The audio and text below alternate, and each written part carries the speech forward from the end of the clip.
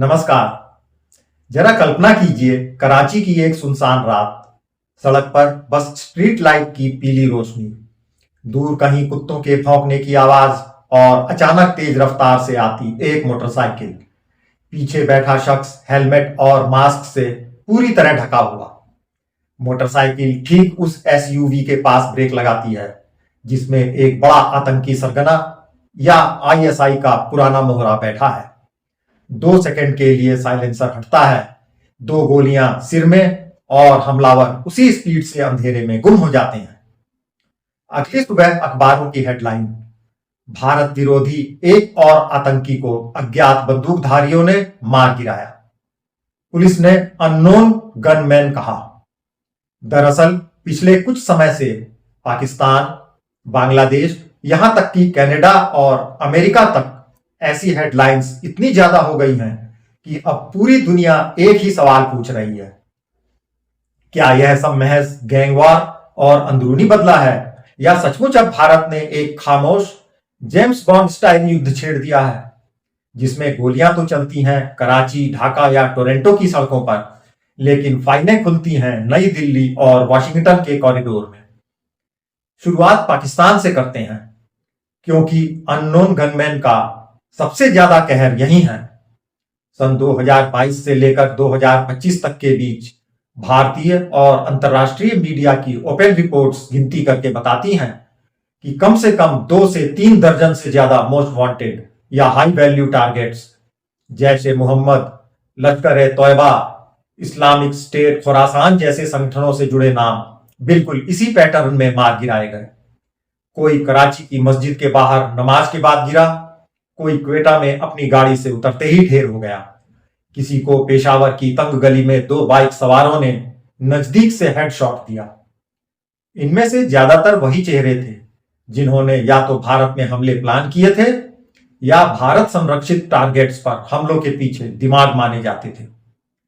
हर case के बाद Pakistani police और सुरक्षा एजेंसियां लगभग एक सी भाषा इस्तेमाल करती हैं। अननोन गनमैन, अननोन एसेलिएंट्स या फिर होस्टाइल कंट्री की एजेंसी से लिंक की जांच चल रही है। सीसीटीवी फुटेज अगर मिलता भी है तो बस इतना दिखाता है कि 2 लोग हेलमेट में बिना नंबर प्लेट या फेक नंबर वाली बाइक पर आए, फायरिंग की और चंद सेकंड में गायब हो गए। कोई क्लेम ऑफ रिस्पॉन्सिबिलिटी नहीं, कोई वीडियो या बयान नहीं, बस डर की एक नई कहानी और स्पेकुलेशन का बवंडर। पाकिस्तान के अंदरूनी हलकों में 2 तरह की फुसफुसाहट चलती है। एक धड़ा कहता है कि यह सब भारत की रिसर्च एंड एनालिसिस विंग यानी रॉ की लॉन्ग आर्म ऑपरेशन का हिस्सा है। अल जजीरा और कुछ वेस्टर्न चैनलों को दिए ऑफ रिकॉर्ड ब्रीफिंग में पाकिस्तानी इंटेलिजेंस अफसर दावा करते हैं कि भारत ने लोकल गैंगस्टरों, असंतुष्ट पुलिस वालों और क्रिमिनल नेटवर्क के जरिए एक शैडो असैसिनेशन ग्रिड बना लिया है, जो पाकिस्तान की जमीन पर टॉप रेटेड टेरर एसेट्स को चुन चुनकर खामोश कर रहा है। उनके मुताबिक 20 से ज्यादा ऐसी मौतें सीधे सीधे होस्टाइल इंटेलिजेंस एजेंसी से जुड़ी हो सकती हैं, भले ही सबूत कभी अदालत तक ना पहुंच पाए। दूसरा धड़ा, जो पाकिस्तान के अंदर ही है, कुछ और कहता है।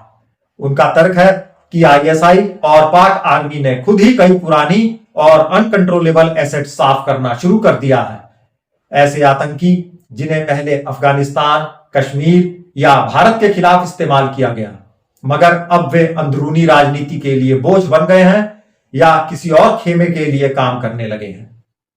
लेकिन कहानी यही नहीं रुकती।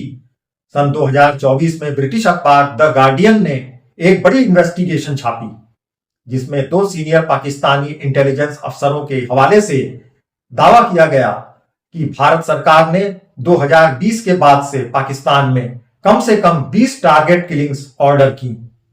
रिपोर्ट के मुताबिक ये हिट्स लोकल नेटवर्क और डिनायबल चैनलों से कराई गई, ताकि किसी भी पकड़े गए व्यक्ति से सीधा भारतीय लिंक न निकले।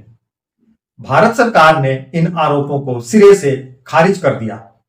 विदेश मंत्रालय ने इसे फर्जी और कल्पित स्टोरी कहकर नकारा और आधिकारिक स्तर पर भारत की पोजीशन आज भी यही है कि वह किसी भी देश की जमीन पर एक्स्ट्रा जुडिशियल किलिंग्स में शामिल नहीं है। अल जजीरा ने इसी मुद्दे पर एक और एंगल जोड़ा। उनका सवाल था कि क्या भारत वाकई Mossad style global hit squad बना चुका है, या फिर पाकिस्तानी डीप स्टेट अपनी ही बनाई आग में जल रहे लोगों को हटाकर सारा दोष इंडिया पर डाल रहे हैं। कई वेस्टर्न एक्सपर्ट्स ने इंटरव्यू में कहा कि उपलब्ध सबूत सर्कमस्टेंशियल हैं, स्मोकिंग गन नहीं, लेकिन पैटर्न इतना कंसिस्टेंट है कि इसे सिर्फ संयोग कहकर भी नजरअंदाज करना अब मुश्किल होता जा रहा है। अब जरा कैमरा पूर्व की तरफ घुमाते हैं, बांग्लादेश पर। वहां पिछले दिनों में जो कुछ हुआ वह किसी पॉलिटिकल थ्रिलर से कम नहीं। ढाका और दूसरे शहरों में एक के बाद एक हाई प्रोफाइल शूटिंग्स, युवा छात्र नेता Sharif Osman Hadi, National Citizens Party के मजदूर नेता और कुछ ऐसे चेहरे जिन पर या तो प्रो इंडिया होने या उल्टे जबरदस्त एंटी इंडिया एजेंडा चलाने के आरोप लगते रहे। रिपोर्ट्स बताती हैं कि कई मामलों में पैटर्न वही, मोटरसाइकिल या स्कूटर पर आए नकाबपोश नजदीक से गोलियां चलाते हैं, कोई क्लेम नहीं, सीसीटीवी में सिर से पांव तक ढके हमलावर, और मीडिया की हेडलाइन किल्ड बाय अननोन असैलिएंट्स।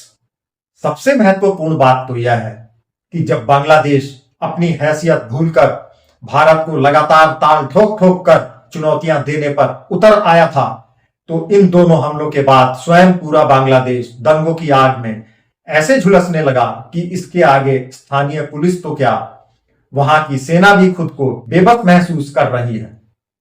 मगर यहां भी सच्चाई धुएं में छिपी हुई है। गोलियां किसने चलवाई यह उतनी ही मिस्ट्री है जितना यह कि फायदा किसे ज्यादा हो रहा है। अब इस सबके ऊपर एक और लेयर चढ़ती है, पश्चिमी दुनिया में लगी आग। पिछले सालों में कनाडा और अमेरिका तक में खालिस्तानी नेताओं या भारत विरोधी चेहरों पर हमले और हत्याएं हुई, जिनके बाद वहां की सरकारों ने खुलेआम भारत पर आरोप लगाए कि उसने विदेशी जमीन पर एक्स्ट्रा जुडिशियल किलिंग्स प्लान की। अमेरिकी जस्टिस डिपार्टमेंट ने एक केस में अदालत में आरोप पत्र तक दाखिल किया कि भारत से जुड़ा एक व्यक्ति न्यूयॉर्क में एक खालिस्तानी एक्टिविस्ट की हत्या की साजिश में शामिल था। भारत ने इसे भी फर्जी नैरेटिव कहकर खारिज किया और कहा कि वह किसी भी विदेशी जमीन पर ऐसे कामों को मंजूरी नहीं देता। कनाडा के मामले में भी आधिकारिक पोजीशन यही है कि भारत रूल बेस्ड सिस्टम में भरोसा करता है। लेकिन वेस्टर्न मीडिया और थिंक टैंक्स अब गंभीरता से यह मानने लगे हैं कि भारत भी उन देशों की सूची में शामिल हो गया है जो अपने दुश्मनों को दुनिया भर में हंट करने लगे हैं, जैसे रूस, ईरान, इजराइल या अमेरिका। सवाल यह है कि अगर इतना सब कुछ हो रहा है तो भारत की स्ट्रेटेजिक कम्युनिटी क्या कहती है। दिलचस्प बात यह है कि रिटायर्ड जनरल्स, पूर्व खुफिया अधिकारी और think tank experts TV debates पर अक्सर जो लाइन लेते हैं वह कुछ यूं है, टेरर की कोई सीमा नहीं तो जवाब की भी नहीं होनी चाहिए। जो भारत के निर्दोषों को मारेंगे वे दुनिया में कहीं भी सुरक्षित न रहें।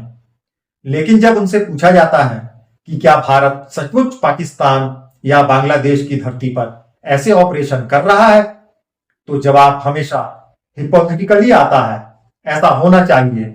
हर बड़ी शक्ति के टूल किट में यह होता है। शोध पत्रों और स्ट्रेटेजिक स्टडीज की भाषा कुछ और ज्यादा साफ है।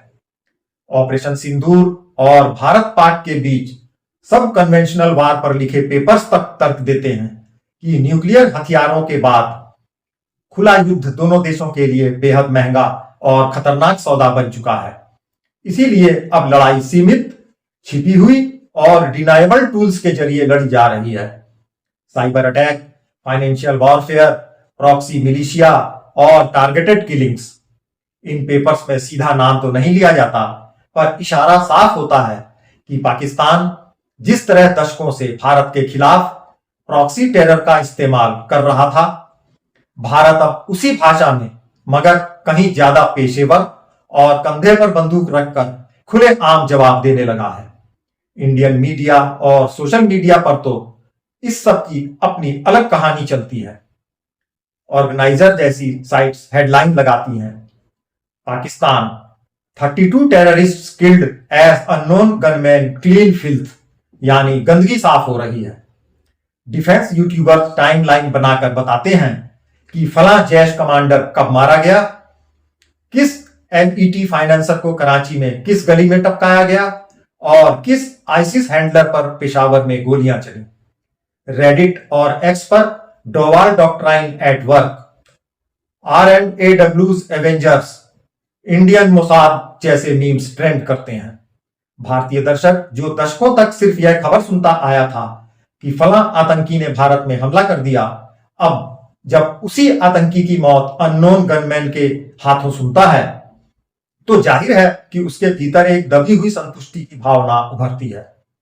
इसी के साथ जेम्स बॉन्ड की फिल्में और आज की वास्तविक जियोपॉलिटिक्स का मिलन होता है बीच के ग्रे जोन में।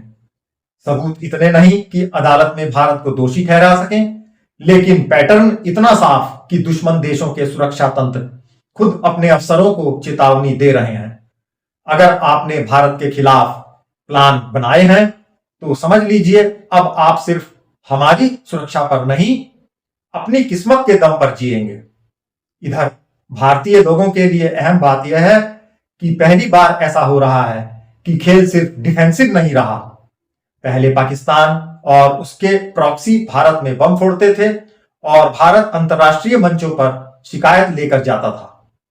अब पाकिस्तान की ही सड़कों पर उन्हीं के पुराने एसेट्स के शव गिर रहे हैं और वहां के टीवी एंकर मजबूर हैं यह पूछने पर कि कहीं कोई विदेशी एजेंसी तो हमारे बैकयार्ड में साफ सफाई नहीं कर रही। बांग्लादेश भी जो कुछ समय पहले तक भारत को लगातार धमकियां दे रहा था, अब खुद इतनी अस्थिरता में है कि उसके अपने नेता और कार्यकर्ता यह डरने लगे हैं कि अगला निशाना कहीं वे ही न बन जाएं। आने वाले दिनों में पिक्चर और क्लियर हो सकती है। अगर पाकिस्तान में आंतरिक विद्रोह और आर्थिक बदहाली बढ़ती है, अगर बांग्लादेश में सत्ता संग्राम और धार्मिक कट्टरपंथ का ग्राफ ऊपर जाता है, तो ऐसे माहौल में हर टारगेटेड किलिंग को और ज्यादा शक की नजर से देखा जाएगा। हर गोली के पीछे रॉ या मोसाद का नाम जोड़ा जाएगा। वैसे इस बारे में आपकी अपनी खुद की क्या एनालिसिस है? क्या यह सब सचमुच किसी ग्रैंड मास्टर प्लान का हिस्सा है? क्या एनएसए अजीत डोभाल की टेबल पर रखी किसी मोटी फाइल में उन सभी नामों की लिस्ट है जिन्हें दुनिया भर में अननोन गनमैन के हाथों जस्टिस डिलीवर होना है? या फिर यह आधा सच, आधी कहानी और आधा दुश्मनों की अपनी प्रोपेगेंडा मशीन का खेल है? जरूर बताइएगा।